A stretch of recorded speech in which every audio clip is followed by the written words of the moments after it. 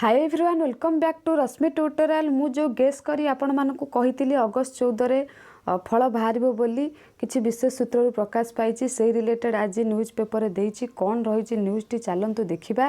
ता पूर्व गोटे कथा कहि रख फ्रेंड्स, जदि आपण माने प्रथम थर पई का हम चैनल को विजिट करूचंती ताले एबे ही सब्सक्राइब करी पाखर थिबा बेल आइकन टी को प्रेस करि दियंतु एंड ऑल नोटिफिकेशन क्लिक करि दियंतु, जा द्वारा जेतेबेले भी ए टाइप रो वीडियो अपलोड हबो तार नोटिफिकेशन सर्वप्रथम आपण मानक पाखरे पहुँची पारिबो। देखंतु कोन देइछि आजिका पेपर न्यूज टी।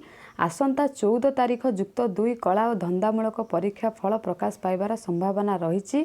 आसंता काली विद्यालय गणशिक्षा मंत्री समीर रंजन दास एने तारीख समय घोषणा करिवे बोली उच्च माध्यमिक शिक्षा परिषद पक्षर सूचना मिली। ता माने आज दिन सारा को भी मोमेंट रे काली केते बेले रिजल्ट बाहरिबो और डेट आपण मानकर डिक्लेयर हो आपण माने जानिकी खुशी हेबे। आपणकर सबू अपेक्षार अंत घटी। अगस्त 15 तारिख पूर्व परीक्षा फल प्रकाश पाइबो बोली पूर्वर मंत्री घोषणा करथिले।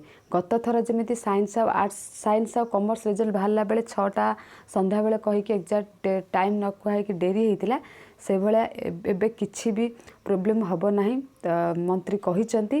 तो आपण माने खुशी हेबे। आज ही डेट डिक्लेयर कर दिया जिवो और टाइम डिक्लेयर कर दिया जिवो। जो मोमेंट रे टाइम और डेट डिक्लेयर हबो मु आपण मानक पईका वीडियो नहीं कि आसीबी। सेते पर्यंत आपण माने हम सहित जोड़ी के रुहंतु। आशा करूचे वीडियोटी आपण मानक निहाती हेल्पफुल हेतिबो। और जदि भी हेल्पफुल हेतिबो निज फ्रेंड्स मानक सहित शेयर करी और लाइक करी कमेंट करंतु। Thank you all.